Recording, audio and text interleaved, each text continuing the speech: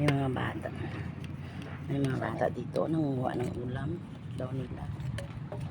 Saan ba kakatrabaho ang nanay nyo? Ha? Naga? Saan kayo nakatira? Saan? Sa tulay? Ang tatay nyo, anong trabaho? Sa Batangas. Ilan kayo magkapatid? Ilan kayo magkapatid? Anong trabaho ni nanay mo? Nag-aaral kayo? Saan kayo nag-aaral? Ano, ikaw, anong grade mo? Ikaw? Diyan sa San Roque? Ah, ganon. Ayan ang ulamin nyo pa ngayon? Naroy. May bigas din kayo? Ha? Wala pang bigas? Anong ikakainin nyo kung wala pang bigas? Iihaw? Oh, Diyos ko, kawawa naman itong mga to. Gusto nyong kamote? May kamote ako? May kamote ako dito. Gusto nyo? Dalhin nyo? Ha? Kamote na ilalaga nyong kamote. O sige, di ba nagbigay na ako sa inyo kanina ng 20, di bali 40. Bibigyan ko na lang kayo ng ng pera pambiling bigas, ha? Pero kung may pera lang baga ako. Ha? Wait lang, ha, kung ako pera, ha. Bili na lang kayo bigas, ha. Dali lang.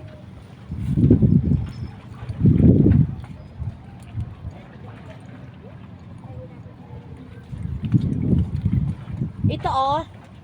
Dadala nyo itong kamote. Pwede ito panglaga nyo. Tapos itong perang itong pera na 100, ibili nyo ng bigas. Ibigay mo sa nanay mo yung pera. Di ba mayroon ng kayo 20 na binigay ko? Yun na bali ang sa inyo, ha.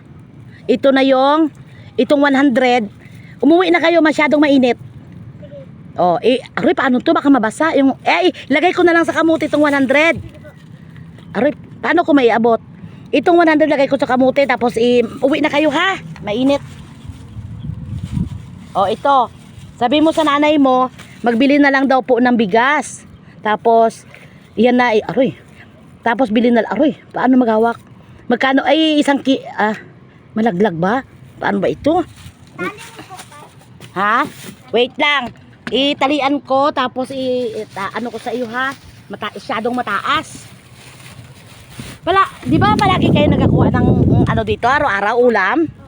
O sige, pag nakita ko kayo, pag may pira ako, bibigyan ko na lang ulit kayo, ha? O sige. Ay, isiyot mo, baka malagkasabog ito. Saka itong pera, baka mabasa. Ay, salamat na. Uwi na kayo, masyadong mainit. Bumili na kaagad ng bigas, ha? Bumili na kaagad ng bigas. At magsaing na para makakain na kayo. Ikaw, anong pangalan mo? Ikaw? GR? Grade 3 ka? Sa San Roque ka dyan nag-aral? Ay di kilala mo si Yusen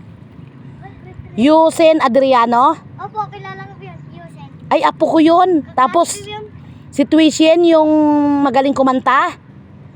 Ay lang, hindi ko po yun kilala. Pero naririnig mo na nagkakanta sa stage, yun, ate yun ni Yusen. Yung Kumakanta? saan po si Yusen? Wala siya dito sa bahay nila, pero kahapon dito. Dito siya. Yun, apo ko yun. Sabihin mo kay Yusen. Ay, nalalaglag na ang kamuti. Lagay mo sa balde. O yung pera dyan na mabasa. O sige na, mainit masyado. Magsaing na doon. Magbili ka ng bigas, biha. O sige. Kawawa naman yung mga bata. Araw-araw na lang na ng ulam daw dito. Araw-araw ko yung nakikita, eh. Kawawa naman yung mga bata. Sige guys, bye bye.